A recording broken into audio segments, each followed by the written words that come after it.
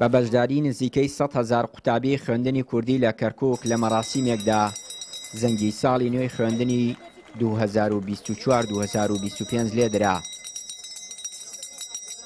بەڕێوەبەری خوێندنی کوردی لە کەرکووک دەڵێت هەوڵەکان دەخەینە گەڕ بۆ زیاتر سەرکەوتنی خوێندنی کوردی، چونکە ساڵانە وێ ڕای زیادبوونی قوتابی سەرەتایی لە خوێندنی عەرەبیشەوە قوتابیانی کورد خۆیان دەگوازنەوە خوێندنی کوردی. بەڵێ ئێمە بەگشتی نزیکەی 100,000 قوتابیمانەیە، بەڵام ئیمساڵ هەتا ئەم ڕۆ کە داتام لە بەردەسای نزیکەی 400 قوتابی و خوێندکار لە خوێندنی عەرەبی هاتۆتە خوێندنی کوردی لە زیادبوونی شایە و نزیکەی 1200 قوتابیشمان لە چاوی ساڵی پارە زیاترە، یعنی بە کۆی گشتی ئێستا زیاتر لە 100,000 قوتابیمانەیە، نزیکەی 550 قوتابخانەمانەیە. ئەمە خۆی لە خۆیە موژدە بەخشە بۆ پێکهاتەکەمان لە شارەکەیە کە زۆرترین با بڵێن کورد زیاتر پێکاتی زیاتر پێک دێنێت، بەڵام بە بەرنامە بە زیاترین شێوە تەهمیشکراوین لە شارەکەیە. لێدانی زەنگی نوێی خوێندنی کوردی لە کاتێکدایە مامۆسایانی ئەو ناوچانە هاوشێوەی هەرێمی کوردستان دوو مانگە موچەیان وەرنەگرتووە. ئەندامێکی یەکێتی مامۆسایانی کوردستان لە کەرکووک دەڵێت ئەگەر حکوومەتی هەرێم ڕێگری نەکات خۆمان هەوڵەکانمان بۆ گواستنەوەی ڕاژەکانمان خستووەتە گەڕ تا کێشەکانمان چارەسەر بن.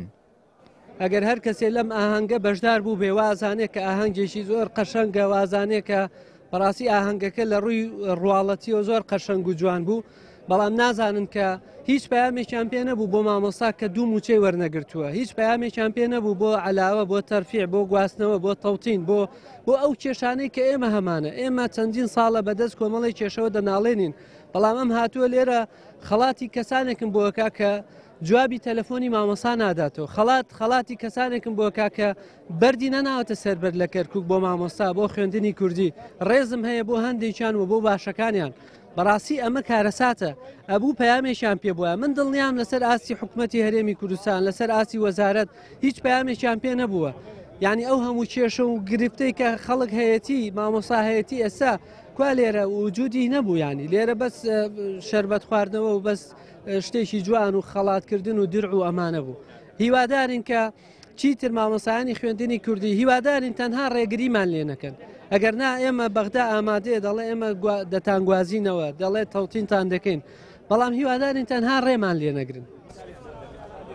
وێ ڕای نەبوونی موچە و هیچ ئیمتیازاتێکی دیکە بۆ مامۆسایانی خوێندنی کوردی لەو ناوچانە و بوونی دەیان گرفتی دیکە، بەڵام هێشتا خوێندنی کوردی پێشەنگی بەشەکانی دیکەی پەروەردەی کەرکووکە. چیانوری کەناڵی پەیام، کەرکووک.